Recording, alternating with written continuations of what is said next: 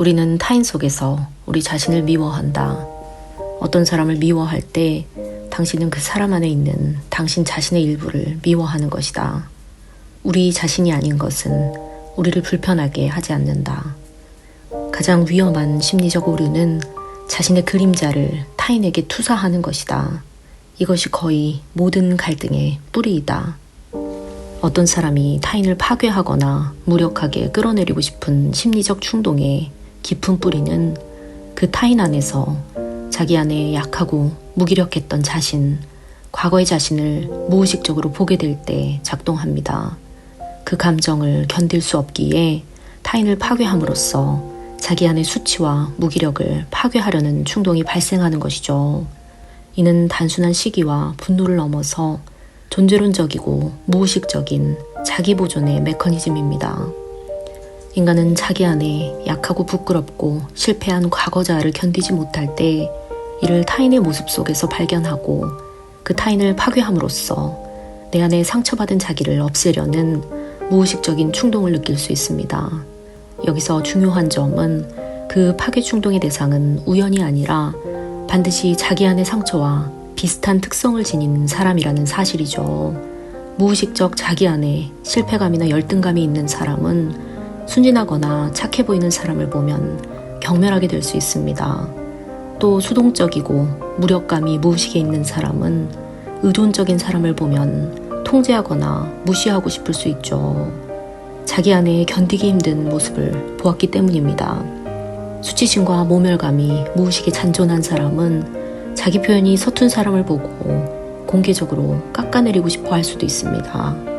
과거의 자신과 유사한 자아를 떠올리게 하는 사람을 보면 거리를 두거나 비난할 수도 있죠.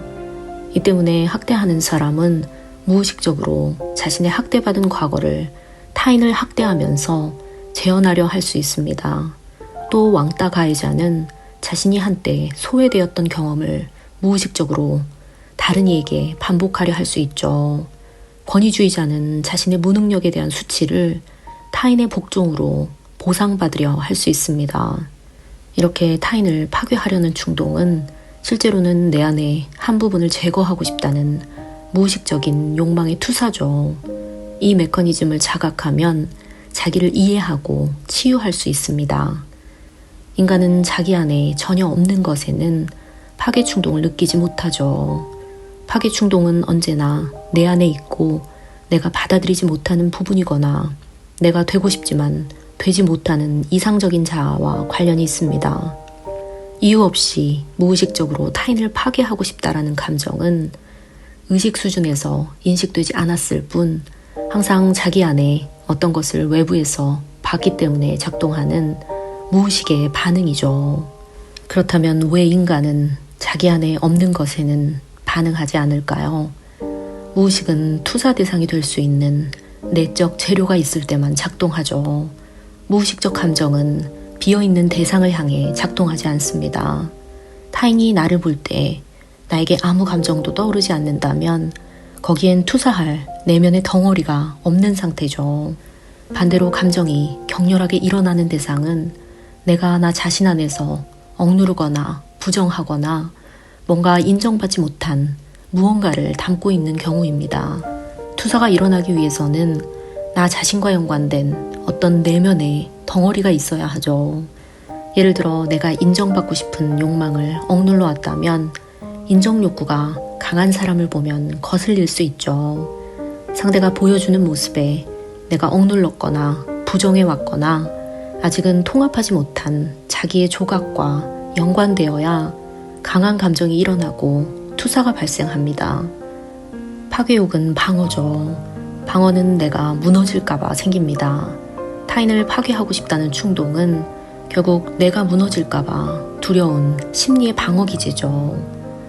즉 파괴 대상은 항상 나를 위협하거나 내 안의 수치심과 열등감을 자극하는 무언가를 지닌 사람일 수밖에 없죠. 예를 들면 상대에게 순수하고 밝은 면을 받고 나는 어두운 감정에 억눌려 있다면 저 밝음은 거슬려 부숴버려야 해 라는 충동이 들 수 있습니다. 내가 통제받고 순응하며 살았는데 자유롭고 독립적인 사람을 봤다면 왜 저 사람은 저렇게 살 수 있지? 라면서 파괴 충동이 일어날 수 있죠. 나는 실패를 두려워하고 외면하는데 실패했지만 담담한 사람을 봤다면 쟤는 나보다 못한데 왜 평온하지? 라면서 위협을 느끼기도 합니다. 이런 감정은 대부분 의식적으로는 이상하다, 내가 왜 저 사람에게 반감이 생기지? 처럼 느껴집니다. 그 뿌리를 들여다보면 그 타인의 모습이 내 안에 어떤 진실을 자극하고 있는 것이죠. 감정이 강하게 일어날수록 투사가 강하게 일어났을 때 그럴 가능성이 큽니다. 감정이 크다는 건 상대에게서 나 자신의 중요한 덩어리를 보고 있다는 뜻이죠. 인간은 투사 없이 감정을 느낄 수 있을까요? 느낄 수는 있겠지만 투사가 없는 감정은 거의 제한적입니다. 인간이 아무리 객관적으로 판단하려 해도 감정은 내 주관이 해석한 반응이기에 어느 정도의 투사와 동일시, 의미 부여 없이 감정이 생기는 경우는 드뭅니다. 특히 강한 감정, 분노나 혐오, 열등감, 부러움, 연민 등은 거의 투사와 동일시를 포함하죠. 내가 누군가를 부러워한다면 그 안에는 나도 그랬으면 좋겠는데 못 그랬다 라는 자기 감정이 들어 있습니다. 내가 누군가를 혐오할 때는 내가 되지 않으려는 자기상이 강하게 투사되죠. 누군가가 너무 안쓰럽고 불쌍하다면 과거의 나이거나 억눌린 자기와의 동일시가 있습니다. 반대로 감정이 거의 안 느껴지는 경우는 투사될 덩어리가 없거나 그 사람이 감정적으로 연결될 통로를 닫고 있는 경우죠. 공감이 되지 않는 뉴스에 나오는 사람들이나 무표정한 사람의 경우 감정적인 투사가 차단됩니다. 인간은 타자를 그 자체로 본다고 착각하지만 사실은 언제나 자기를 보기 위해 타자를 사용한다고도 볼 수 있죠. 락강은 이를 거울 단계의 반복이라고 보았습니다. 인간은 타인을 통해 자기상을 확인하고 자기상을 방어합니다. 타인을 거울처럼 보고 나를 확인하고 방어한다는 것은 그 타인이 내가 견딜 수 없는 내 모습을 보여줄 때 그 타인을 없애고 싶어진다는 것을 뜻하죠. 우리는 나의 억압된 모습을 타인 안에서 봅니다. 그리고 이를 제거하려 들죠. 나에게 없는 것을 향하는 것이 아니라 내 안에 있지만 내가 받아들이지 못한 것, 내가 억눌러 온 자기상을 타인에게 보게 될 때 파괴 충동이 나옵니다. 우리가 주변 사람이나 TV를 볼 때 누군가 이상하게 혐오하거나 말도 안 되게 싫어질 때 그 감정의 뿌리를 따라가 보면 거의 항상 내가 나 자신에게 부정해온 부분이 숨어 있을 수 있죠. 이런 현상은 투사적인 동일시로도 설명할 수 있죠. 자신이 받아들이기 어려운 무력감이나 열등감, 수치심을 타인에게 밀어내고 투사할 수 있습니다. 동시에 그 감정을 상대가 실제로 표현하도록 조종하고 그런 상대를 억압하고 공격하면서 자신의 내면을 외부에서 타인을 통해 통제하는 것처럼 느낄 수 있죠. 사실 뿌리를 보면 자기 안에 상처받은 자기를 없애고 싶은 충동이죠. 여기엔 나는 너무 약해, 참을 수가 없어, 저 사람이 약해 보이니까 저 사람을 망가뜨리면 내 약함도 없앨 수 있을 것 같아 라는 무의식의 목소리가 있습니다. 락강 역시 타인을 향한 가장 강한 폭력은 자신과 닮은 타자에게 가해진다고 말했죠. 락강은 인간이 동일자를 혐오한다고 말했습니다. 그 이유는 타인 안에 내가 되고 싶지만 되지 못한 나, 그리고 내가 절대 되고 싶지 않은 나가 거울처럼 비춰지기 때문이죠. 이때 그 타인을 파괴하고자 하는 충동은 자기 내부에서 분열된 자아를 부정하려는 시도이기도 합니다.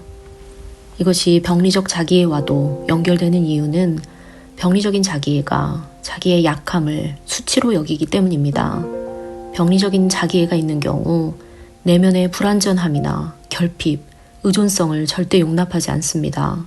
이렇게 되면 허구적인 우월감이 필요하기에 나는 괜찮다, 나는 우월하다라는 이미지를 유지하려 하죠.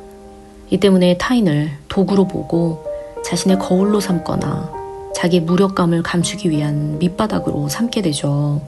병리적 자기애는 부정적 감정이나 특성을 절대 자기 것으로 인정하지 않습니다. 항상 남의 탓으로 돌리는 강한 투사가 심하죠. 자아상이 위협받으면 타인을 조롱하거나 공격하게 됩니다. 타인을 파괴하고 싶은 충동은 내 안에 부정된 자아를 없애고 싶다는 무의식의 환상이죠. 이는 그 사람을 미워하는 게 아니라 사실 내가 보고 싶지 않은 내 그림자를 상대 안에서 본 데 대한 반응입니다. 참 신기한 것이 인간이 자기 안에 억눌렸던 수치스럽고 불편한 자기의 일면을 인정하고 통합하게 되면 무의식적 투사가 줄어들고 타인에 대한 과한 분노나 혐오, 질투나 경멸도 훨씬 약해지면서 사라질 수 있습니다. 단순히 감정이 없어지는 게 아니라 감정의 무의식적인 왜곡과 자동화된 반응 시스템 자체가 깨지고 재조직화될 수 있죠. 그 과정의 단계를 살펴보면 1단계에 자아가 감당하지 못한 자기의 조각은 투사됩니다.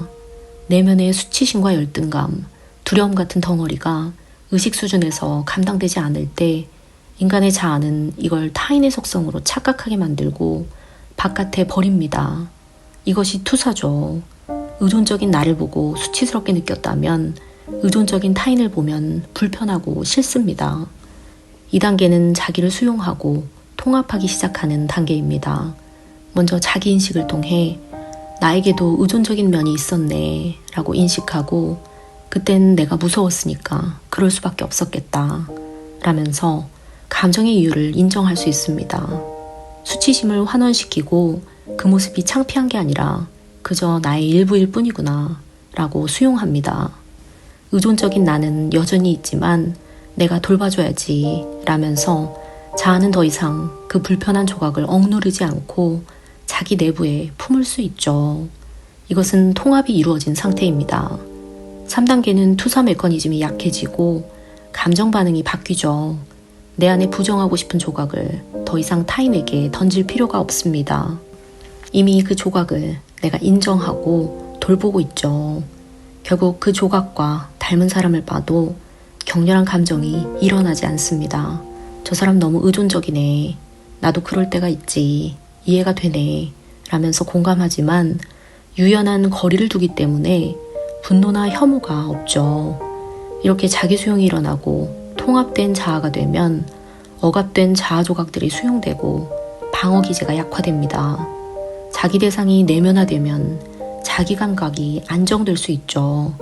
어두운 자신의 그림자를 통합한 자아는 더 온전하고 탄력적인 자아로 변할 수 있습니다. 과거의 자기 모습을 닮은 사람을 봐도 이해와 공감, 고요한 거리두기가 가능해집니다.